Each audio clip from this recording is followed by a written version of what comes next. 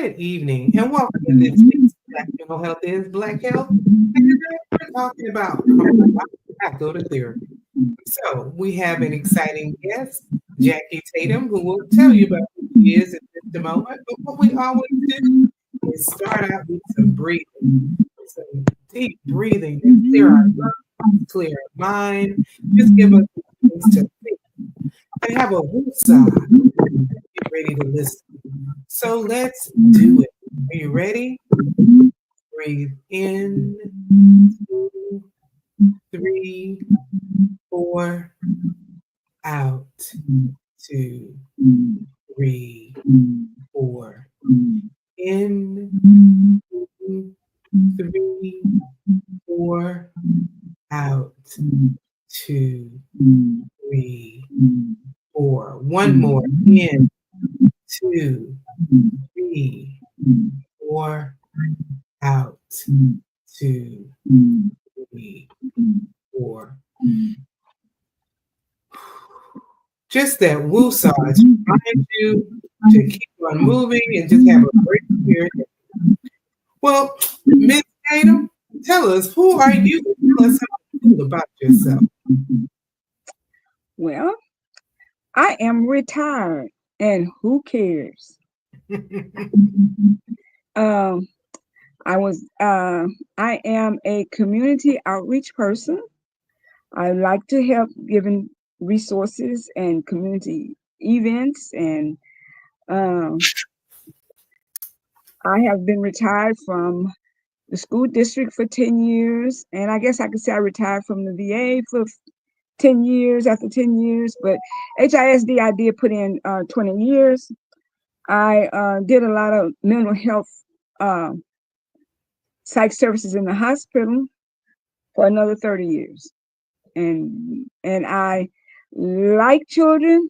No, excuse me. I love children, but don't like them much because I don't care for their parents.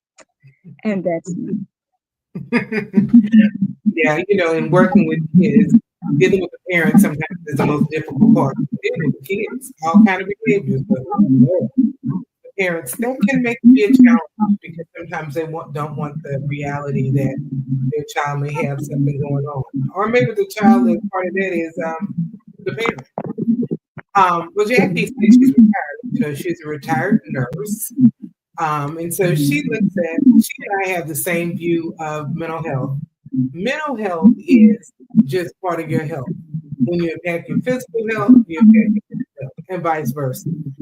They're tied together. They're linked. And so tonight we were going to talk a little about why in the world did I go to therapy? Um, Deal with my mental health. So, Jackie, how do you define mental I define mental health as an overall health. Um, there's no way you can have health without saying mental health with it because you have to have some way or the other to think about how to take care of yourself. It's sort of like God says, if you take care of the ground will take care of you. If you take care of your health, your mental health will take care of you, and vice versa. Your mental health, no matter what happens to you in life, if you become a diabetic, you're going to have mental issues. If you have cardiac problems, you're going to have mental issues. Don't mention a stroke, there's mental issues. Break a leg, there's mental issues. It's always mental issues. Have a baby, that's a mental issue. health? So, and we're not going to even mention marriage, but there's always mental issue. And if you ever notice that anything that happened to you that have anything to do with a man, such as, menopause and all that stuff, it's all about mental. It's not about the man. It's the MEN is for the mental in it, not the MEN. Mm. And that's true. So many things. When I think about the show, my tagline is we look at all aspects of life through the lens of mental health. And I often ask people, tell me something that does not impact your mental health. Everything does. Like you said, the changes in life, your mental health, having a baby, because the hormones are different. And it's another change in life. No matter how anticipated it is and how happy you are, it is a change. you have to do things different. So yes, everything. So how do you mental health is everything. It involves everything, how you see, feel, and perceive everything in your life. I totally agree.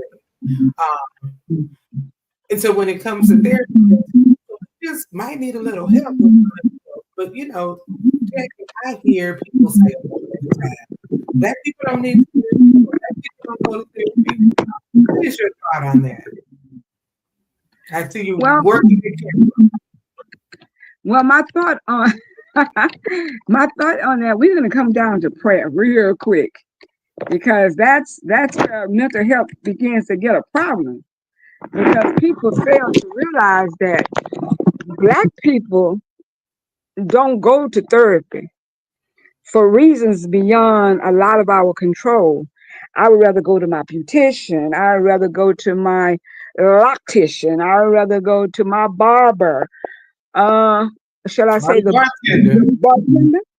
Huh? Mhm. Should I Or the say the bartender? And let's not mention the preacher. And you got to remember, they have issues too. So, and if they just listen to all of yours and all of theirs, and they have issues, who do you go to?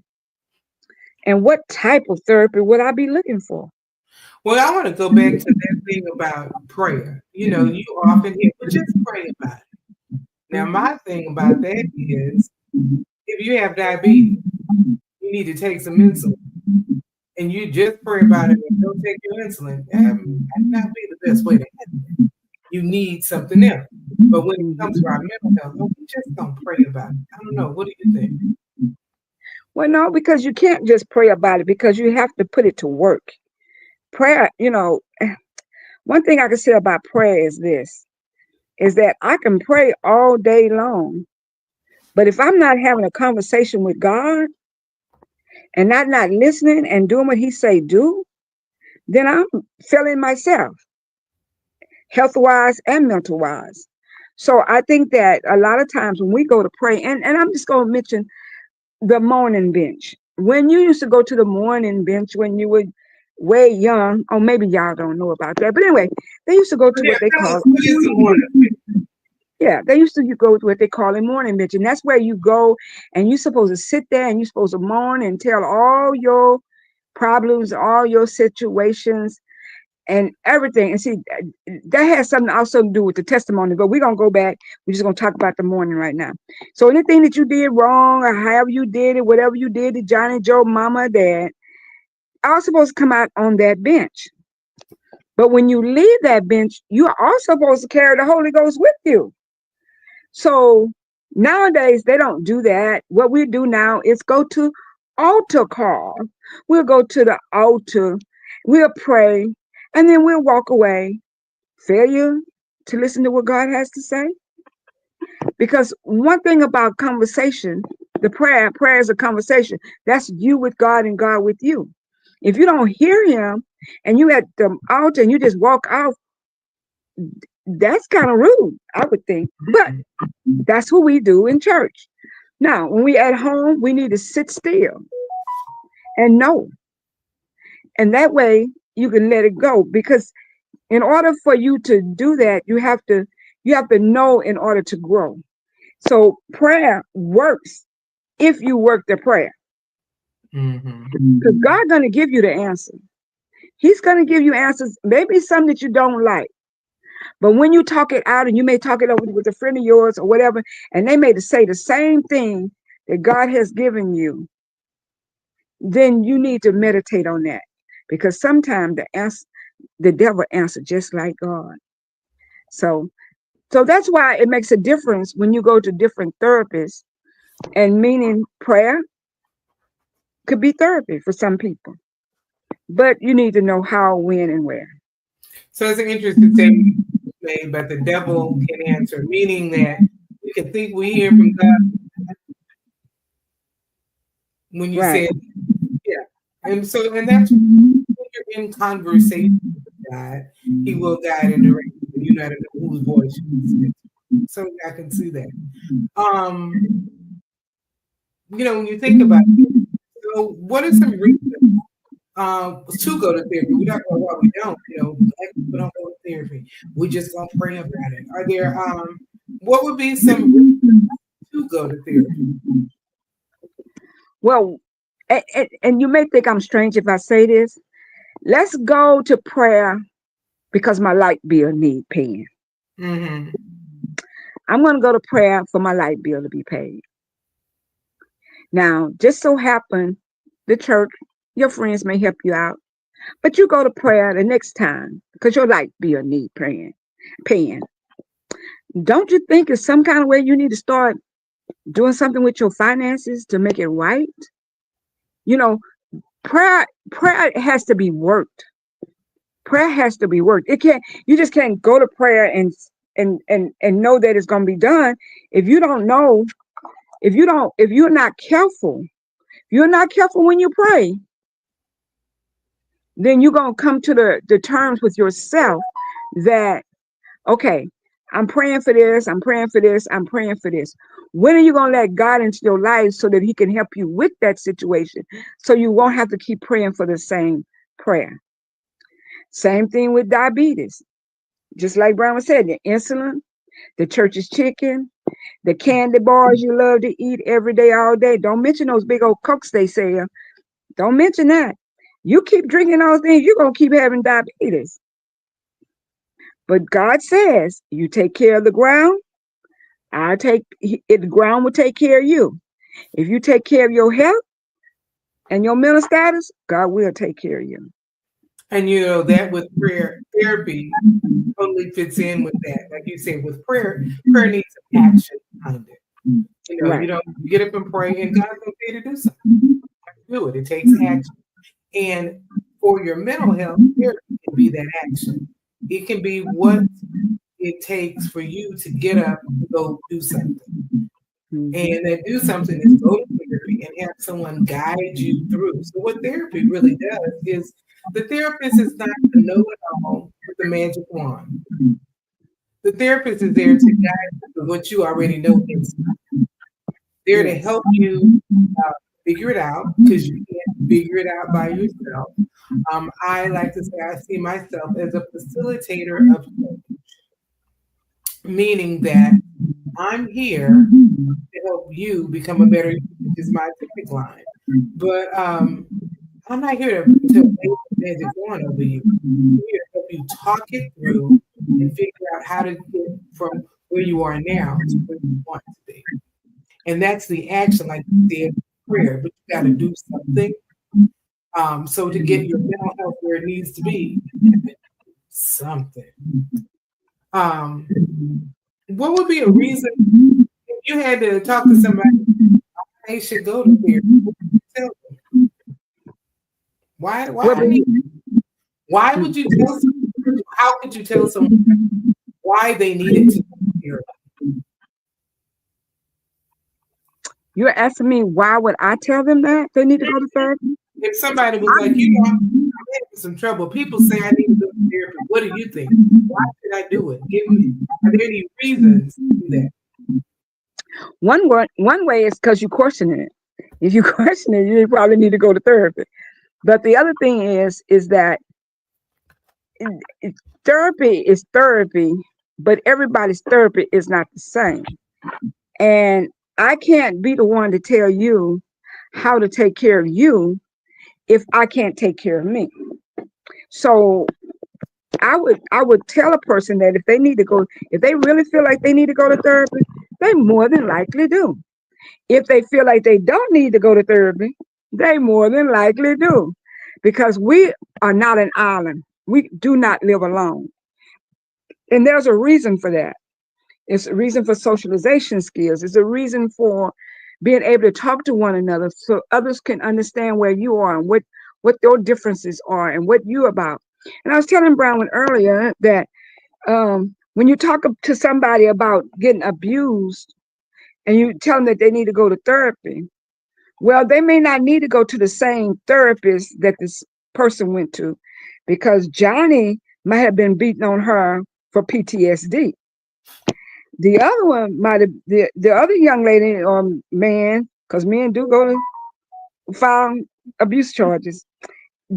They could be getting beat because they want to do something else, or they call it some controlling or whatever. So I would first find out what's in your suitcase. And that's where it would determine if you need to go to therapy. Because if you steady stacking things in your suitcase, no matter what you do or how you do it, that last thing you put in there is going to be the tell all, and it's going to unravel everything else. And you have to be real, real careful with that, because that little 5-year-old girl may be still living and dangerous inside of you. Mhm. Mm-hmm. You know, when And you talk that's the about therapy. space, um, some people call it an onion even. There's so much inside that has to come out. We packed it in, we packed it in. And I look at it as stuffing. You just stuff it in, stuff it in. And you're right. Whatever the last thing is in that throws you over the top is like they used to say the straw that broke the camel's back. So it wasn't that one straw that threw you over the broke that camel's back. And it was that final push. Sometimes it's that final push that would make us want to go to therapy, or where the need is so great we can't avoid it anymore. And the tip would be to figure out, I'll wait until it gets that bad. But we often don't seek help until we can. We figure, I can do it. I got it. I can fix it. If you can fix it, you could have fixed it. But yeah, in that suitcase, that trauma from a fire. Yeah, yeah, your house burned down and you lost everything. You just have to get over it because that's no big deal, that's what you were told. But then you ended up moving to school and you lost all your friends were gone and you were 5 and no one thought about your feelings. Then your parents divorced and you were 7 and you were it didn't matter. You were 12, the parent you were seeing passed away. And you went to go back and live with the other parent, that didn't work. So they sent you back to your grandparent. All that could have happened at 10. And all that can still be stuck inside because you just get over it. And even as an adult, things can happen. And we're told to get over it. And that's where that suitcase is. The things we say we're getting over, we're not getting over with stuff inside. And as you stuff them inside, it doesn't make it go away, it just makes it stuck inside. And that's where that one last thing is, you don't know why am I feeling this way. That it just affected me so bad, I just can't do it anymore because all of that was stuck inside. It's layered, it's in that suitcase, and that suitcase is tight, and you open it to put it in, and then something else and it explodes. So I like that suitcase. Yeah, we've got so much. So when you think about therapy, who do you think provides therapy? How much do you know about who provides therapy? Well, like I told you earlier, the bartender, they provide therapy. May not be the proper therapy, but they provide therapy. And don't forget that man that you ain't supposed to be seeing that's married, he provides therapy. May not be the right therapy, but he provides therapy. Because at that time, it makes you feel good, but do it. At the And end result, with the work, but do it. that is what we think of all these other things as providing therapy. And like you said, may not be the right therapy. Because when we're really, really going to go to therapy, we're going to go to someone who is trained to help you, number one, who has taken time out to figure out these things, who's learned therapy, who's learned theory, who's learned techniques, who's learned how to dig out. Because sometimes we seek help from the wrong person. And a therapist, actually, part of the ethics of therapy, it can be it's not supposed to be your personal friend.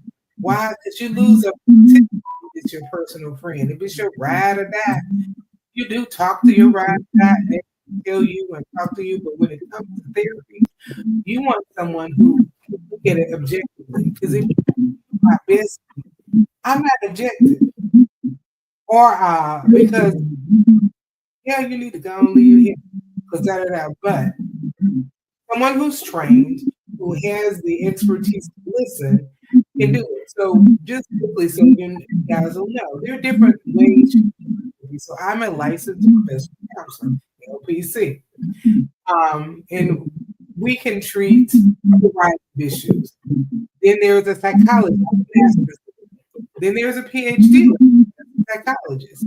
On the master's level, you can have a licensed marriage family therapist. They're dealing with family issues. My specialty is anxiety, grief, and depression.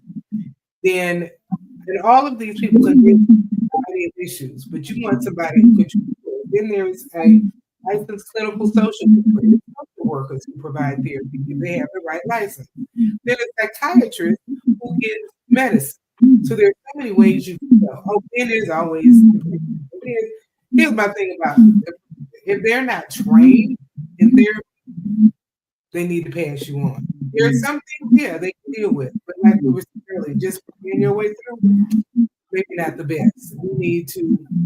You need someone who's that in the training. And if the preacher is not trained in it, like going to your beautician or your bartender, can listen and give you some guidance, but because it's not their expertise, it's like you're gonna go to your would you go to your therapist to get your hair? Probably not if they don't know anything about hair. So why go to your beautician and call it therapy? You can talk it out and learn from them. That might not be, like you said, the right kind of therapy. I don't know. Your thoughts? I agree with that. That makes sense to me because it's undying to know that everybody think that they can run to their pastor for therapy. Mm-hmm. Pastors have issues. They have situations, but you need to know you. You need to know what you need because that's what's going to make the difference. Is who can provide and help you with your need, not what somebody else is going through and this is what they did, not what you should have done or you could do or go do this or go do that. Go to somebody that's educated and knowledgeable in your situation. Domestic violence cannot be a, a reason to go to a therapist that don't know anything about domestic violence because they don't understand. They don't have the knowledge, nor do they have the skill set. But we have a tendency of going to certain people, asking certain things, getting their answer. My biggest thing in everything that I do and say, do your own research. Do your own research. Because at the end of the day, it has to be you that has to be taken care of. And when it comes to that, I know personally, I want my therapist to look like me. They need to be melanin enriched. I need somebody who can understand that part of my world. However, just making that your only qualifier may not be it, because just because they look like you might not be where they really are. That's a starting point. Different therapists focus on different things. And so, I talked about there's a social worker, there's a licensed marriage family counselor, there is a licensed counselor, and on each one you have a PhD or master's. But you want somebody who's specialized. They're specialized. I treat grief, anxiety, and depression in women's issues. I got that one. Those are my things. And a lot of things can come from that, but there's some I'm gonna pass off to somebody else because it's not an area I want to focus on.